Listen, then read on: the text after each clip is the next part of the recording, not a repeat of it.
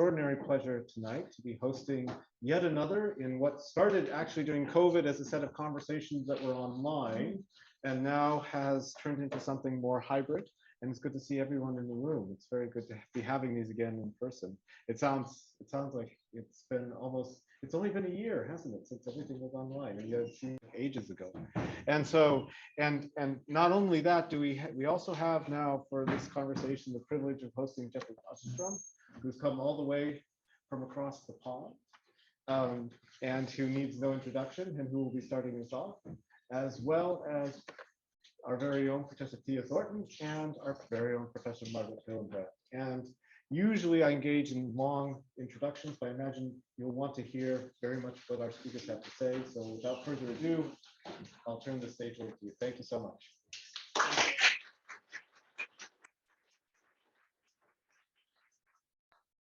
It's really great to be back here. I've had the privilege of speaking here several times, and I'm always glad to do it, and it's always a very exciting kind of crowd and turnout. I didn't come all the way over the pond just to do this, though. I've been a visitor at Birkbeck College. I'm there for a 3-month stint, giving some series of lectures there, but it's a great opportunity to go and meet other or see again China specialists in other parts of the UK. And this was a place I knew I wanted to come back to. And I want to talk about, in different ways about two of the subjects that I've talked about before, and I always seem to be talking about, one of which is what's widely remembered in the West as the Boxer Rebellion, which is a perfectly good name for it, except that they didn't box and they weren't rebels. So this is known in China, it's remembered or talked about as something different, and I think that's absolutely key for this. It's sometimes known as a movement by the Yihechuan, the Righteous and Harmonious Fist, which is part of where the Boxer comes from, or Yihechuan, Righteous Harmonious Militia. But it's also known or remembered as the tragedies of the Gungzanian, a year, the metal rat year, which is part of the 60-year cycles of the zodiac, where metal and rat are joined together. There are 12 signs of the zodiac and 5 natural elements, and each 60 years those complete a cycle. And this matters because there's a kind of popular notion that every Gungza year is actually quite traumatic in one way or another. 1840 was one, the Opium War, 1900, 1960, middle of the Great Famine, and then 2020. So yeah, okay. It's good to get a COVID joke early on, but that will come back as a kind of memory. That one of the things about how memory works in related but differing ways in China and in the West is in the West, you often have notable 50th anniversary or 100th anniversary, centennials or bicentennials. In China now, that's sometimes marked, but sometimes 60th anniversaries are marked with special, like centennial-like interests, and 120th anniversaries are marked with kind of bicentennial-like interest. And this is relevant for the case of what I will keep calling, because I'm talking about how it was remembered in the West, the Boxer Rebellion, even though I sometimes like to call it the Boxer Crisis or the Crisis of 1900 and so forth. On the 60th anniversary, there was enormous amount of attention paid to the anniversary of the Boxers, including publications of oral histories of people who were able to remember what had happened. There was a profusion, more books published in Chinese probably around 1960 on the Boxer Crisis than in any period before or since. The same way, when you get 100th anniversaries of World War I, there were enormous numbers of books published on that. The other term for, and this is also important, crucial for memory, in China, but not in the West, the way the events of 1900 are remembered is as the year of the invasion of the 8 Allied armies. And this idea of a different memory, I mean, the basic takeaway that I will have, although I'll then try to break apart this Western memory of it, is that in every place other than China, the main thing that's remembered about the crisis of 1900 that peaked in 1900 is that it was a time when these people who were known globally as the Boxers attacked, killed some Christians. It's often remembered as if they attacked foreigners, but they actually mostly killed Chinese Christians. I used to refer to them as Chinese converts, and then Henrietta Harrison corrected me on that because some of them were only converts if you said people whose families had been Catholic for more than 200 years were considered converts. So I now call them Chinese Christians. Thank you very much. But this is what's remembered globally, is that these people rose up, attacked Christians, and then went to the capital and trapped foreigners from around the world, including diplomats and their families, sometimes remembered with backing by the Qing troops. And there was a 55-day siege when these foreign lives were threatened. And then the troops came in and the siege was over. And in the Hollywood version of this, the credits roll. The Hollywood version being 55 Days at Peking, one of the later ones, but actually there were earlier versions where the credits rolled as soon as the foreign lives were saved, including a performance of Buffalo Bill's Wild West show, the most popular touring company in America, reenacted the lifting of the siege of Tianjin, a second siege that had a similar kind of pattern, and the lifting of the siege of Beijing. That first telling dramatization of the story, which much like 55 Days at Peking, basically makes it seem like a Western that happens to be set in China, with white men on horses coming in and vanquishing people who are seen as behaving irrationally and violently. That first version of this as a Western was performed less than a year after the Allied army took Beijing, by early 1901. When that happened, then the event ends. But in the Chinese memory often, and commemoration and portrayal of it, that's the midpoint of the story. The next part of the story is an often brutal, very brutal foreign occupation of much of North China, in which many Chinese villagers were killed. So the main victims of the Boxer War, there were soldiers who died on both sides, but the main victims were Chinese villagers. In the first part of it, Christians. In the second part, mostly non-Christians. And one thing, the two memories, one thing that connects them is their suffering is often forgotten in versions of the story in the West. So in the West, if they're remembering the deaths of the Christians, will be remembered. So there's a real divide between the largely Western memory of violent attacks on Christians as being the key part of the movement, as opposed to that being one stage and then a violent occupation by foreign troops. And we have examples of this kind of fractured memory in much more recent events, whereas in parts of the world, if you talk about the crisis of 2001, it can be remembered as, and in America it largely is remembered largely as the Twin Towers and the violence that happened then. In some other parts of the world, that's half the story, and the other half of the story is brutal invasions and military occupations.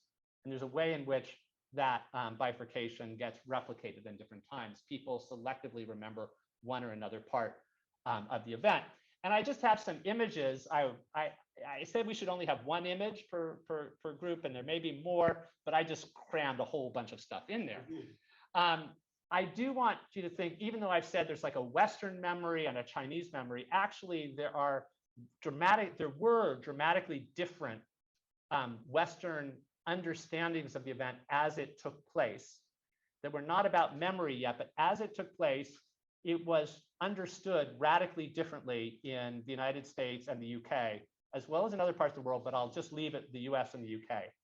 And the way it was remembered differently, and this is like the thing that I think is most interesting that I found in working on the Boxers for far too long and working on a book about the Boxers that still isn't done. That's a whole nother story. I won't tell you about why, but it's a long, complicated story. But I think the most interesting thing I found was that as the crisis was going on, even though we now think, oh, the West remembers it such and such a way, at the time, the story of the Boxers was told radically different in the US and the UK, because it was largely seen in both places as a strange event that was eerily like something that had happened before. And I think this is something of how we remember crises in just humanly. To make sense of something strange and unsettling, we often say in some ways, yes, it's strange, but isn't it like something that happened before? In the UK, the other thing, the thing that happened before that was fixed on was the Indian uprisings, called by different names, the Mutiny or the Indian War of Independence.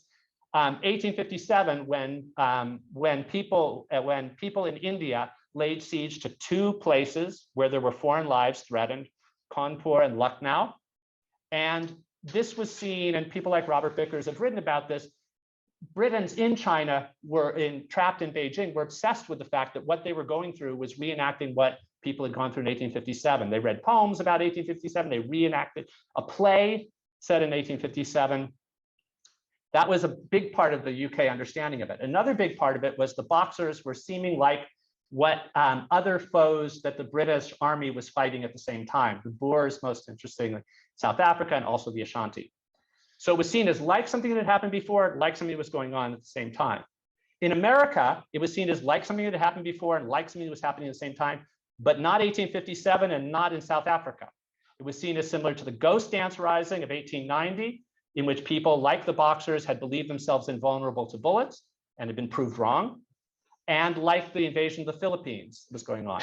For Britain, it was like, here we go again with one of these many colonial entanglements in which British lives are being threatened. In the American case, we're just getting into this kind of game of this. And isn't it like what has been happening on our own continent, not far away? When the Buffalo Bill Wild West show put on its reenactment of the Boxers, Boxer Christ and the defeat of them, they had previously been putting on reenactments of the Ghost Dance Rising. And in the reenactments of the Ghost Dance Rising, Buffalo Bill led other white men on horses to defeat the Sioux of the Ghost Dance Rising, who died on stage, and the actors were Native American actors. They basically took that same plot and rejigged it to set in China. And they didn't have any Chinese actors, so they had the Native Americans dress up as Boxers to reinforce this idea of it. Not every American bought into this idea. Mark Twain actually thought the Boxers had the right idea. So he came to his friend Buffalo Bill's Wild West show, and he left in a huff when this was beginning, because he thought Buffalo Bill got it all wrong. In the UK, when there were reenactments in Earl's Court, they were put on by troops. They didn't follow exactly as much as that. They had Chinese playing the Boxers, but it was the kind of audiences that in the past would have seen reenactments of events in South Africa or reenactments of the 1857. So those were this kind of, so even though I'm talking about a Western view, one of the key things I think is to think about how variation there.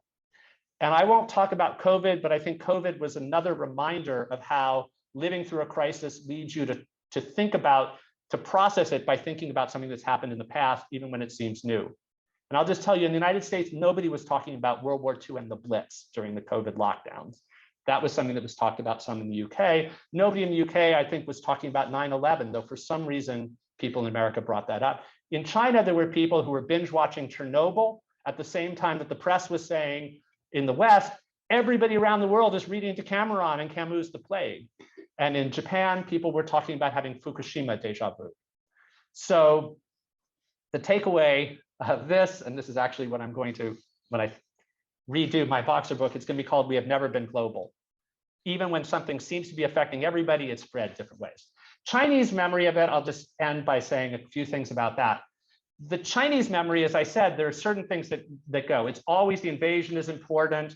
And also the Boxers there have been always people who've criticized the Chinese, who've criticized the Boxers, but the Chinese Communist Party has consistently seen the Boxers as proto-anti-imperialists rather than, and so they lacked Marxism, Leninism, scientific beliefs, but they had a justified kind of rebellion. But under Mao, the focus was on the kind of heroism and daring do of the Boxers. This is a comic book from that period, and there's the foreigners being put down. After Mao's death, there starts being discomfort with the kind of religious aspects of the Boxers and things like that. So there's a tendency to play up the invasion of the 8 Allied armies, and to play up, that's when this kind of notion particularly takes hold of a period of national humiliation. And the Boxers are folded into something, this is a pictorial history from recently, where the idea is this is not from 1900, but 1900 is largely seen as part of a pattern of foreign invasions that destroy people and destroy beautiful parts of China. This is the Yuan Mingyuan destructed in 1860. In China, if there's a deja vu of what 1900 is like, it's like 1860 all over again. And so there's that. So there are the two radically different kinds of stories, and I could say a lot more about it, but I'll just mention the fact that in Hong Kong in the 1970s, perhaps always pragmatic, but also aware of these competing things, the Shaw brothers made a movie about what happened in 1900, and to sell it well to both audiences, it was billed in English as the Boxer Rebellion. It was billed in Chinese as the Baguo Lianjun. So I think I'll end with a laugh. Thanks. Okay, hi, I'm Patricia Thornton, and my assignment was to talk about the Cultural Revolution. And I was really glad to see that the strict diet of one image per person was already broken by Jeff. Now you're going to get to see how we all cheat on our diets. I have a confession to make, but I wanted to begin with this iconic image, of course, of the Cultural Revolution. It's the official Xinhua Shudian version of this particular event of a Red Guard gifting Mao Zedong a Red Guard armband on the 18th of August, 1966. It was the first of 8 meetings that Mao would hold, or 8 Red Guard receptions in Tiananmen. And it was scheduled to begin at 7:30 in the morning. And the Red Guards who were involved were basically notified less than 24 hours in advance. They began marching down from their campuses to Tiananmen Square shortly after midnight. Mao, as he was known to do, unexpectedly appeared on the dais at Tiananmen Square gate, the gate over the square, I should just say, at around 5 a.m., timed, of course, to coincide with the sunrise. He then actually came off the rostrum, and he mingled a little bit with some of the Red Guards who happened to be there. And then Zhou Enlai, always the canny political operator, realized that this could be a very historic moment. And so what he did was he engineered an event in which 1,500 highly selected, screened, so-called Red Guards were invited to go up atop the dais for the 7:30 a.m. start of the actual event. And it was shortly after that that this particular episode took place.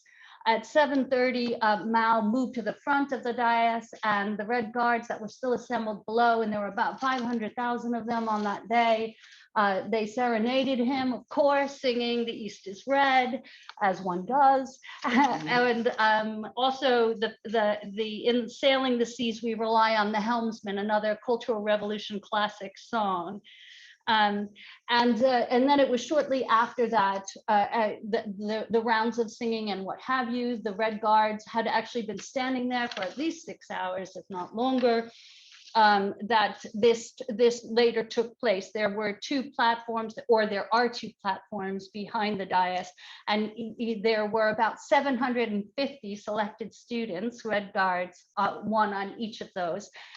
He headed southwest, and Song Renqiang's daughter, who's PLA general, who was, as it turns out, a student at the attached middle school for Beijing Normal University. It was a girls' middle school. Showed up and offered him this Red Guard armband. Some of you may know her name was Song Bingbin, and they had a very, well, perhaps now an infamous exchange about her name and what it meant and what her name ought to have been. And she gave him this armband. And it has now become obviously one of the most iconic images of the early part of the Cultural Revolution. And of course, there's so much more that I could say about it, including the fact that Mao's wearing an army uniform. It is not his own army uniform, and that in and of itself is interesting. But when I was told to speak about remembering and forgetting pivotal moments in Chinese history, I'm not a historian, and so as a social scientist, what's interesting to me about this is actually the mechanism of the forgetting and the remembering of history. And of course, as a political scientist interested in the party state, The question that I want to put before you today about this particular incident is how does the party shape, what is the mechanism? How does the party state shape the ways in which these pivotal events are actually remembered? And of course, the party state does that in very particular ways and to serve particular ends. But at the time, closer to this event, this is from the day after the reception, the first reception event itself.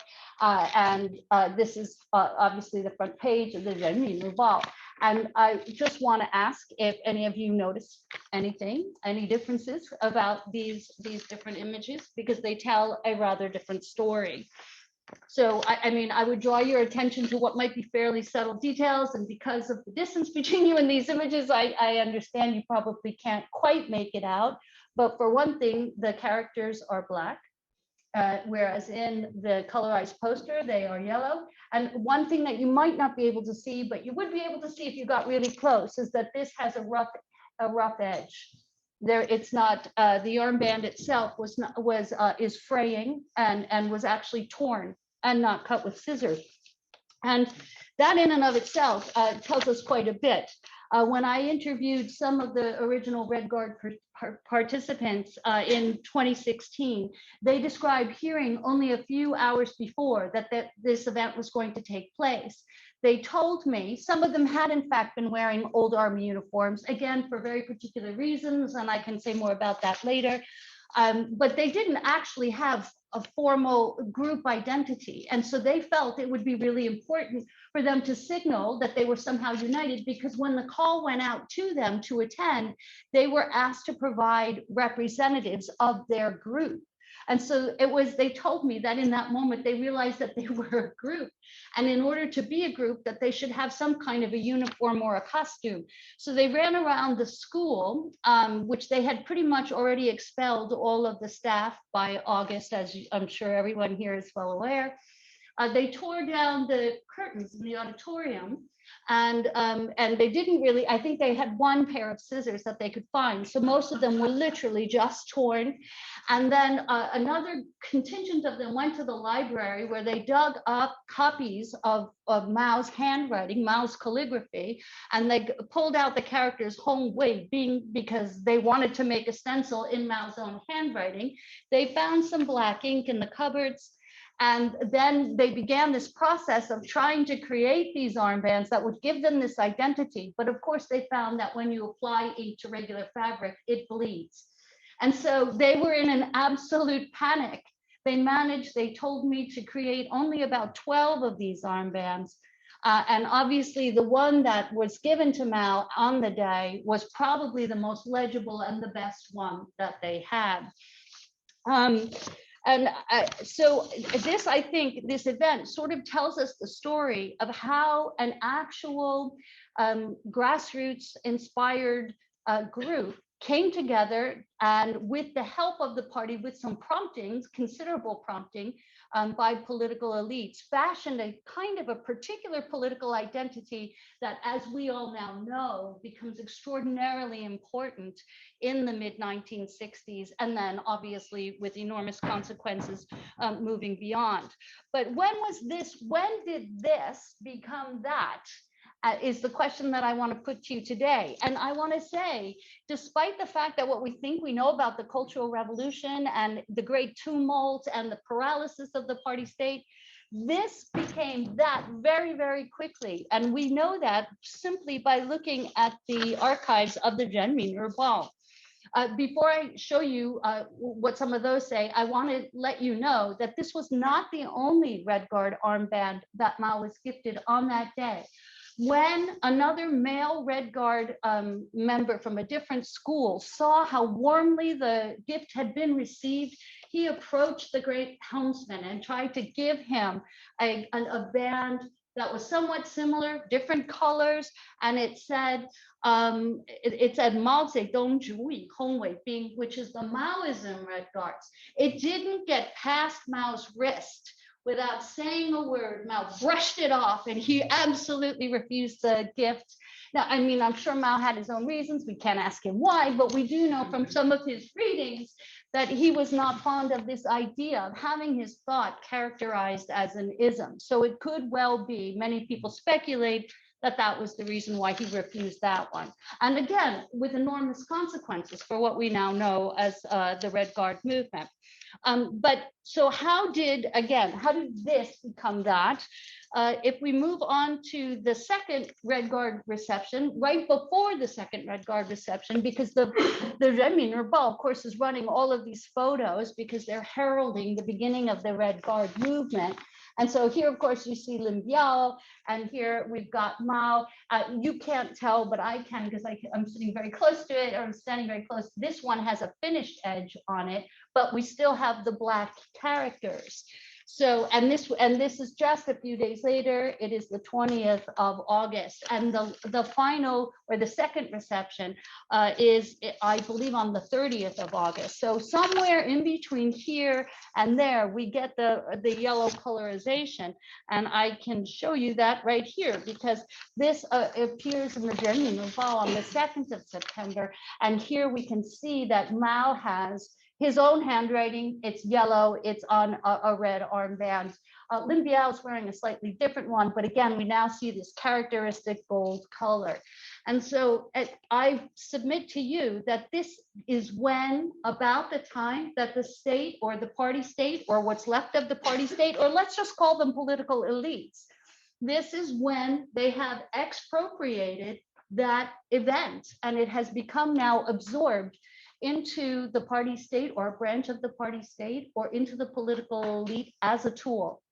And this is the beginning of Mao manipulating the Red Guards in order to achieve these personal ends that he had for the Cultural Revolution. It became an official movement. And the reason that we know that is because in the subsequent 6 receptions of the Red Guards in Tiananmen Square, the students and the Red Guards and the Red Guard aspirants and the revolutionary teachers coming in from outside of the capital were all sporting Red Guard bands wearing with the yellow lettering, because they had received the poster or they had seen these armbands. They were already circulating in the media, and they had created them back home in order to signal that they too were now part of what was already a building movement. What happened to the original Red Guards, the Lao Hongwei Bing, the original Red Guards? Well, again, I only was able to interview a few of them. Most of them weren't interested in talking to me, but the ones that I could talk to said that they immediately felt betrayed. What they had done for Mao and at that time was an expression of their interests, of their revolutionary fervor, and to see that that act had been overtaken and overwritten, inscribed, if you will, with this other meaning, and that it was now being copied, was a profound betrayal for them. And it marked a real turning point for the movement. Most of them packed up and left, but some of them did keep their black letter armbands. And this was one that actually you won't notice, and it said in the description that it had been hemmed, although the originals weren't hemmed. This one had been hemmed subsequently in order to preserve the band itself, or maybe it was a knockoff, I don't know, but it was literally up on it was up for auction on a site. No, I didn't buy it. Oh, but I was given one. Oh, I should have brought it today. Sorry. I was given one by one of the original participants. And they refer to themselves as Black Letter Guards for the rest of the Cultural Revolution. And it was a real sign of honor and pride for them. And of course, the Red Guards were going to be betrayed even more profoundly by 1968, as we now know, 1969, and they're all sent out to the countryside. And the rest of the story is absolutely legendary. But I wanted to note that, of course, this doesn't only happen in China. It has happened more recently. I'm going to leave it to Margaret to talk about forgetting and remembering in even more recent Chinese history. But I mean, many of you, of course, will remember Bo Xilai and his calling out to some of the same original Red Guard types of groups in Chongqing, with his Singing the Red campaign. I also visited Chongqing at the time, and you would sometimes see two groups of red singers on the Renmin Guangchang. You would see a sort of younger and more well-polished group singing red songs. But over in the corner, and I went with the retirees, and they were really singing the old Cultural Revolution anthems. But as I just said, this is not something, and this is my final comment, that only happens in China. This state manipulation or expropriation of grassroots or social movements and social events. And I want to give you a very recent example from the country of my birth, and of that, because, and it's okay, because Jeff, you did it too. You talked about the Twin Towers.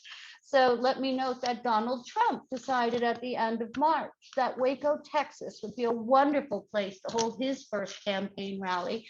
And he did it, and some of you may note, he read aloud the Pledge of Allegiance, and the tape of his voice pledging allegiance to the American flag was overtaped on a tape of the January 6th choir of all of the insurgents who had attempted to storm the Capitol, or who had stormed the Capitol in January 6th. Now they're in prison, and they've actually formed a singing group, and they were singing America the Beautiful.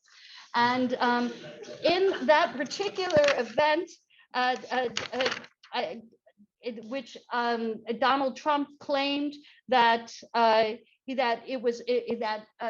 he was being framed, and that the time was right, that the people who were singing, the January 6th choir people, should he be reelected again, and of course he thinks he will be, that they will be freed. And once they are freed, they're all going to launch an attack on the American dark state. So let's all look forward to that.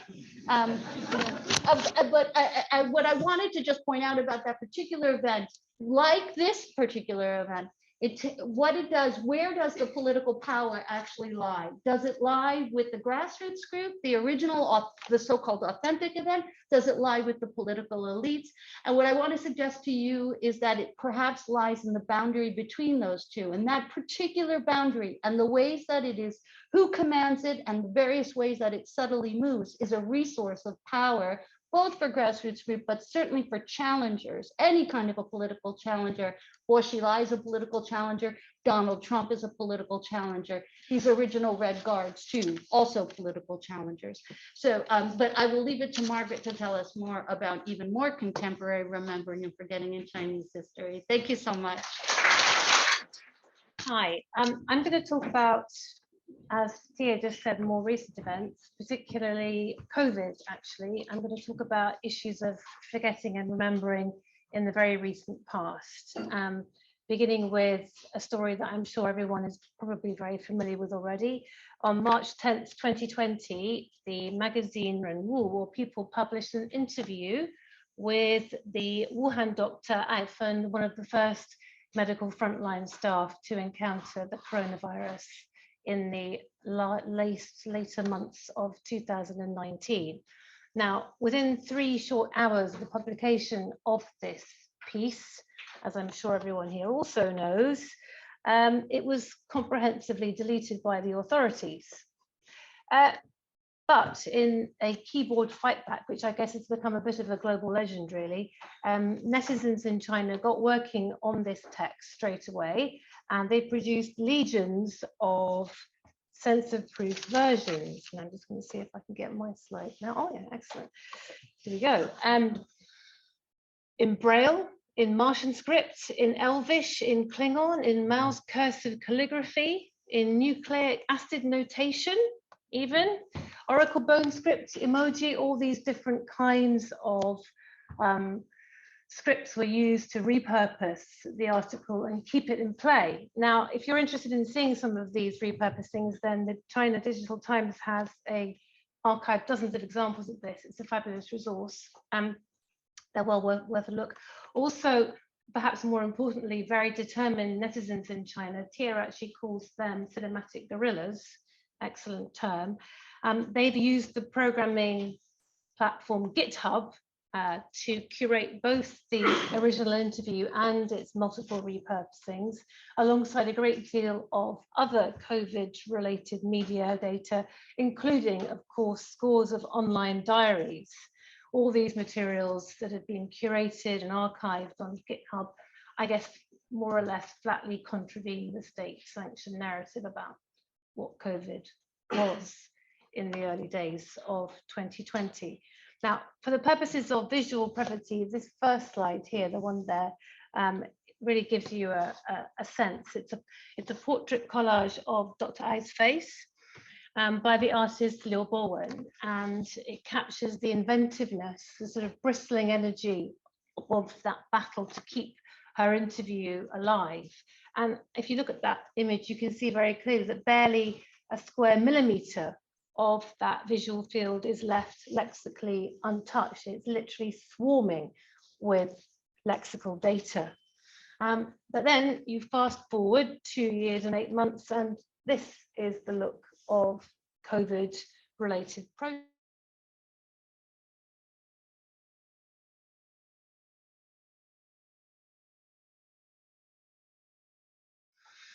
So separately, or perhaps in concert, these are some of the narratives that people think about with white paper protests, and they're alike in the fact that they refuse the nothingness of the blank sheet, essentially. This emptiness is always ironic because it actually indicates a plenitude of possible meanings. This is true of white paper protests everywhere, whether we're talking about 1924 in Poland, when you get a newspaper mocking government censorship by printing an entirely blank supplement, or Hong Kong in 2019, when the blank paper protests had another very significant moment. Now, in the rest of my short comments today, I want to draw on the polarized visualized language of these two shots, 1 and 2 there, to think more closely about memory and forgetting, both inside and outside the frame of political protest. Now, it's no secret to any of us that lockdown was catastrophic for the human hippocampus, for that seahorse-shaped region of the brain where memory is made.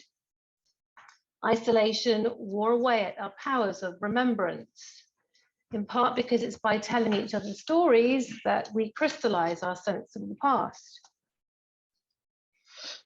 Without social contact, these narratives stay untold, and you get memory withering on the vine. And even when people did actually meet virtually or in the flesh, they had so much less to report to each other, unless, of course, the pandemic had stolen life or livelihood from them.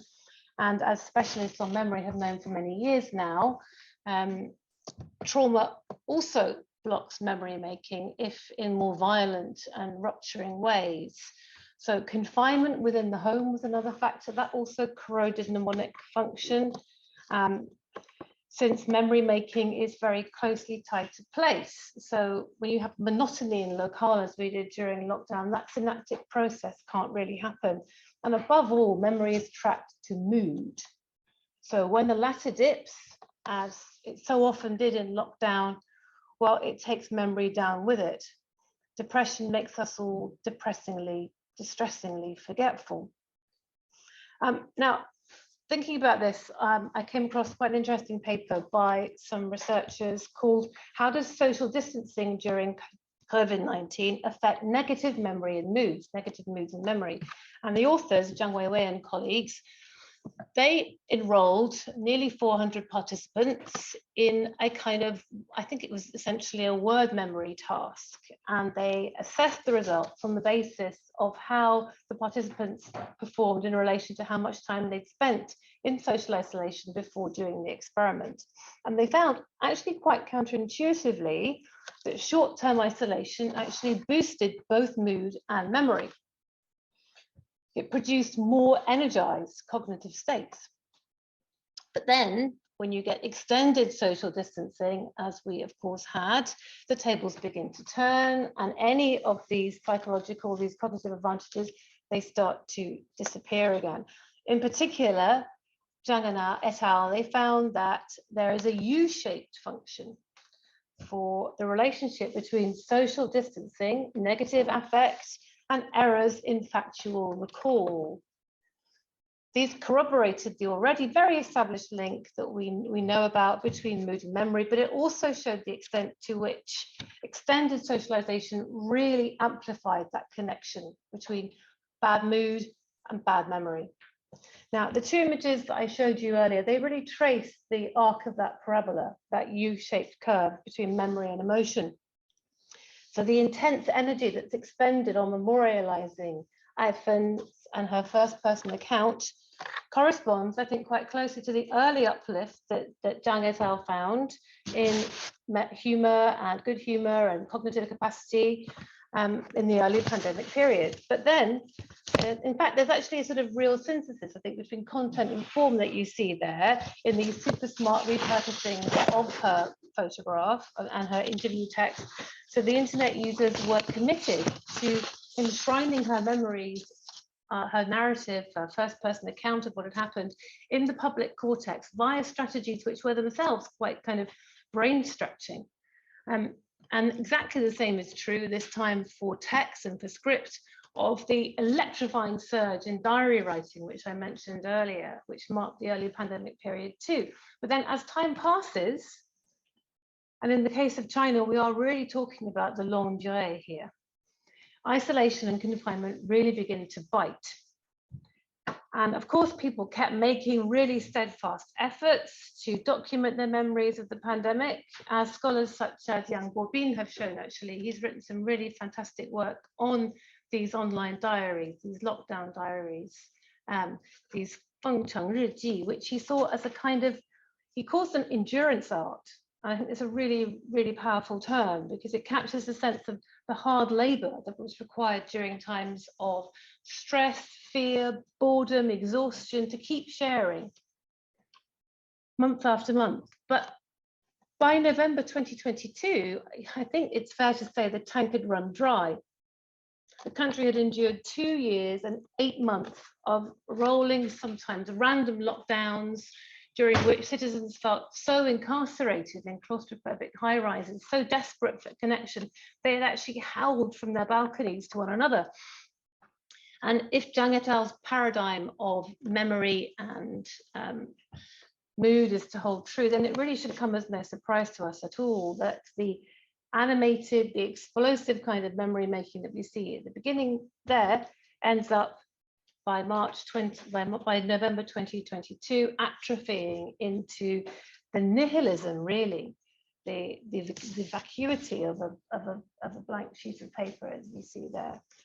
Now, I'm not disputing for a second the truth of the various white paper narratives that I mentioned earlier. I think they all feed into why white paper matters, why the A4 revolution is powerful. But I think it's also important to see these white paper protests at face value, and by which I mean as transcripts of nothing at all.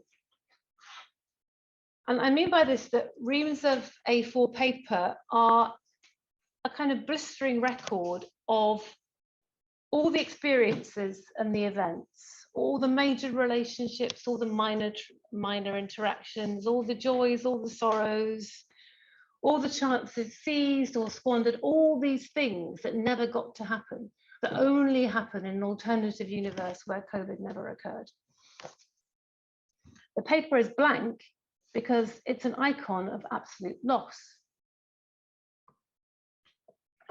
It's an icon of lives robbed of the very matter from which memory is made. And so in this sense, the A4 protests, I think, aren't just about China and its much diagnosed, much discussed memory problems. China also, the sort of conventional narrative around this goes, is, if you like, mnemonically challenged, and uniquely so. It's either staging anodyne anniversaries that no one really cares about, or it's feigning or forcing forgetfulness about ones that really do matter. It's apparently prone to this mass supine amnesia, which is broken only by these incredibly brave solitary keepers of the flame, who do anything to keep remembrance alive. But these visually mute protests that I've been talking about and their iconography about memory interrupted, I think they speak a language in which we're all quite fluent. Of course, it's true that the stringent censoring of COVID remembrance in China has made the crisis of memory all the more acute. I couldn't dispute that either. But really, are we doing such a stand-up job of memorializing the pandemic in the contemporary UK in public culture? Not so much. So I'm not either suggesting that the experiences of COVID and their remembrance could ever fit any single mold. Of course they can't. The singular extremity of the Wuhan lockdown makes that abundantly clear. But it's also unquestionably true that COVID has lent the discourse of Chinese exceptionalism a new and rampant and risky kind of energy. And in this sense, I think the white paper protests should also be a reminder to us of the hard limits of that rhetoric of difference. I will leave it there. Well, thank you. Thank you all so much for really an amazing set of discussion of thoughts about memory and forgetting. We were going to take, I think we're going to take about 10 to 15 minutes to try and build on that and cultivate a discussion among our speakers, and then we'll open up to conversation with the broader audience. But I did want to ask you to sort of respond to where you see the similarities and the differences about the points that you raised. And one thing that I found, and I found so powerful too in yours, Margaret, is this question of emotion and feeling. And of course, I'm not a neutral party in this. This is also something that fascinates me. Emotion and feeling and memory, because memory, of course, one has a memory, and a memory never is something that is just simply there. It's in memory and feeling, and what that, but also the feelings, what feelings are remembered, how those memories are felt, and how people feel about those memories. And especially there's the interesting question then of the link between emotion and memory when those who actually experience the memories themselves have left or are gone, or the actual events themselves fade in for forgetfulness, and emotions may be projected onto the larger circulating discourses of what those memories should have been or should be. Well, I just want to pick up on something that I meant to say, which I think connects to this. And I think one of the things is that for another kind of thinking of universals, that sometimes intensely remembered things are actually remembered secondhand, because they're things that are remembered, but they're actually from narratives that you grew up hearing, or things you saw, movies or other things, project that. And also the idea of that it's always both remembering some parts of something and forgetting. And it's also part of the emotion is to think that other people are remembering wrongly when they're, say, remembering differently. And one of the key moment I wanted to mention, which I forgot to, in which Steve Smith was in China when I experienced it, I see in the audience, I was in China in 1999, and I was thinking about the Boxers, and NATO bombs hit the Chinese embassy in Belgrade, killing 3 Chinese people. There were protests on the streets in China. Some of the first protests involving students since, the first main one since Tiananmen. And one thing that happened was the American ambassador was trapped inside the embassy. And there were rallies outside of the American embassy and outside the British embassy. This was the idea, and there were paintballs thrown. And one thing that showed up in the Western press was a thing that it's 1900 all over again, with the thing that was remembered was diplomats being threatened by angry Chinese people.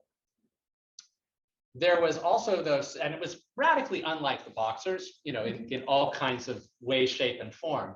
But that was brought up as a way to understand it. Again, this common reaching for something in the past.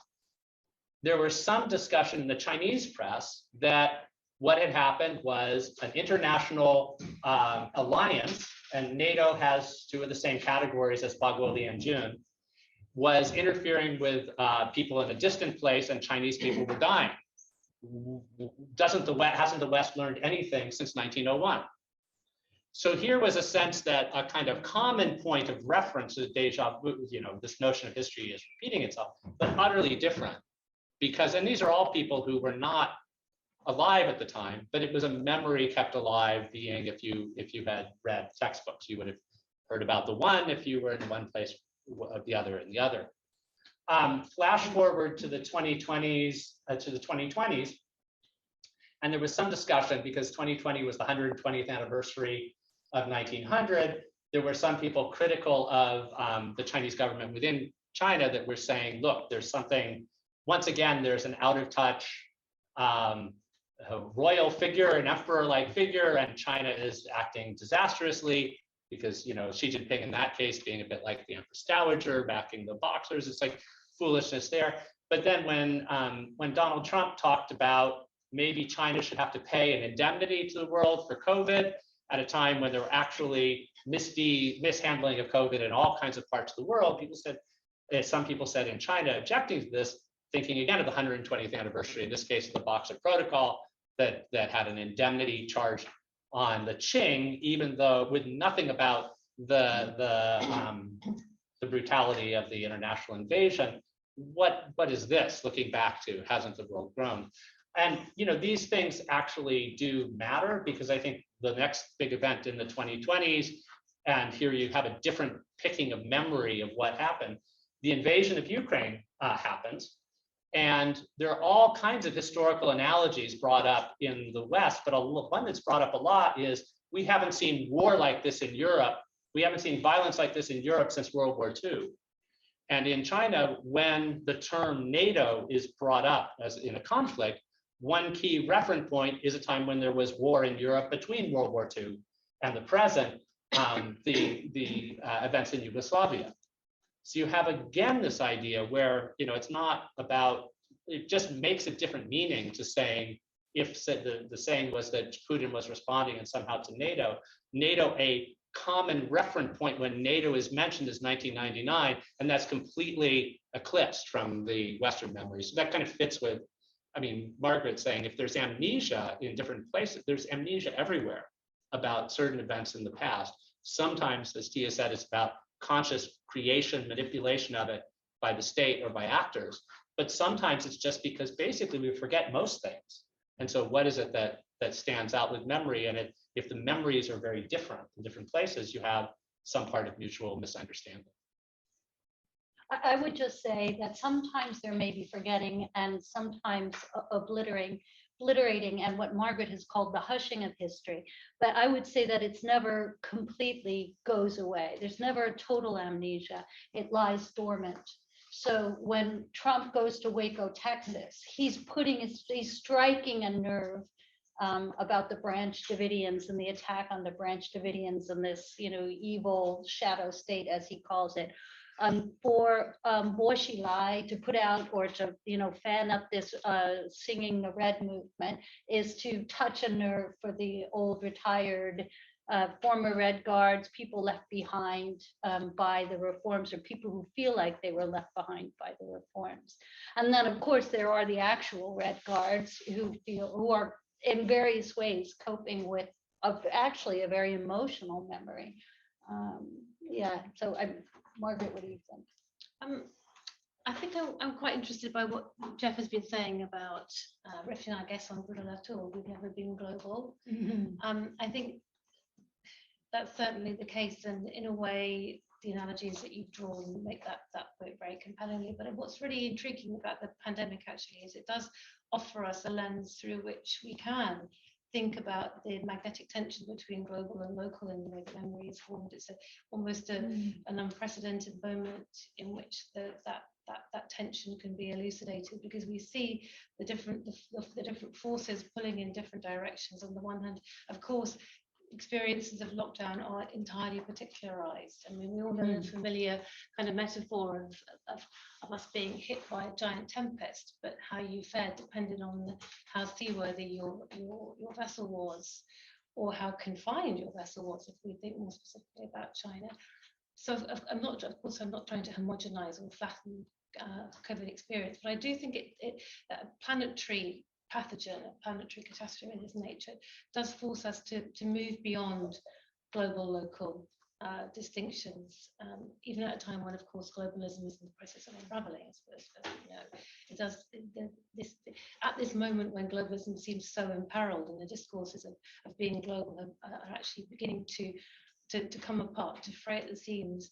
suddenly we have the pandemic come, which forces us to think about how we do interact with each other on a planetary level as well. I mean, it's fascinating. You have the global local, you also have the individual collective, or the individual elite, or the individual, how should one say, national, so to speak. And then the interesting questions of what happens though too when those individuals who actually experience something start to fade, and the collective takes a more central, possibly, I don't know, does you say that and memory never fades though, so what keeps? Well, I think it may go dormant. But I don't think that anyone who's actually lived through a trauma completely forgets it. I mean, there may be some attempt to willingly to will oneself to try to forget, but then there are always triggers. People can be triggered, and I think that canny political elites like Donald Trump, like Bo Xilai, know how to manipulate those kinds of dormant memories, knowing what not to know, knowing what you cannot say. And then by being able to put their finger on just that memory is a way of really can unleash a tremendous amount of political force, I think, and power. And I have no doubt that one day that will happen with COVID. Yeah, I would agree with that. I think also looking at it from the non-state point of view, one of the problems about having really charismatic, iconic figures like Li Wenliang, as he has become, unwittingly or otherwise, or Dr. IFN, is that they end up assuming an importance which is all out of proportion to what they really represent, and they end up becoming these almost absurdly iconic figures in whom very complex socio-political narratives are condensed in an almost mythic way, and that leads to a reductionism, because this is a period that shook China to its core. The first few months of COVID, how can the stories of two doctors in any way hope to encapsulate that? But in suppressive environments, I think you do get people like the Tank Man as well. Certain iconic figureheads end up assuming a disproportionate importance, and that fits in with what you were saying about how the state will mobilize certain kinds of charismatic memories. So will counter-state actors do the same kind of thing, but a lot of weight gets placed on these figures, and it's more than they can really bear. And this is one of the sort of negative outcomes of an environment where you can't remember and discuss memory freely. Can I jump in?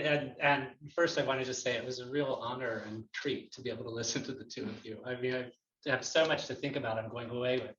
I completely think the COVID thing has made the global fascinating to think about it. Simultaneously, the World Health Organization was what should have been crucial in this, and then yet we got this idea of it's problematic thing. I mean, it's interesting that the only work of Chinese literature that's really taken off absolutely globally as a reference point recently has been the three-body problem, which imagines a planetary thing that gets together, which is, I think, really interesting. It's at this kind of moment. But I want to throw out two things, that this is, we're always shaped by what else we're working on, and I'm now working on the Milk Tea Alliance and the connection with protesters in Hong Kong, Thailand, and some other places. But what's fascinating to me about it is we're living in a time of global media. These is talked about, these are largely online. We're living in a time of online activism where people are seeing images from every part of the world, and yet region matters. That what's going on nearby really matters. And in the memory of, I mean, the way in which people thought about how the past was relevant to COVID, it was a very, very important regional thing, which was that SARS was remembered and disconnected China with Taiwan. It was an intent, and the fact that SARS had happened meant that when people said, put on masks, there was a sense that made sense. That same thing, the fact that SARS hadn't spread globally meant that it was not remembered in the same way. Even though people would say it happened, if they did bring it up, it meant a reason to not worry in a sense, and it was actually a delayed response there. With the white paper, it's both happens many places, but I think people talk more about the fact that it had been Hong Kong and then on the mainland than they talked about the much earlier periods, or actually that there was, I think in Belarus, there was a way in which people focus on certain kinds of regional things matter. And at least so far, there's a different protest symbol that has been very important, but it's regionally defined, which is a three-finger salute, which has some of the same attractions as blank paper. Everybody has it. An Xiaomina, who's wonderful about analyzing online, she wrote a book From Memes to Movements that's brilliant about this. She says, it's an amazing thing because you can also, this is the last thing about white paper, you can also hide the traces of what you were doing. And so, everybody has fingers in their hand at any point. She compares it to the Black Power symbol as something that could go global, but so far it hasn't. It's gone regional, very, very significant in Thailand and Burma in particular. And that's the last thing I've just wanted to mention about memory, and I think this is crucial about the pandemic, that I do think that scholars even scholars who work on youth movements, like I have a lot, we continually underestimate the importance of generation. We don't bring it in with the same power that we bring in race, class, and gender.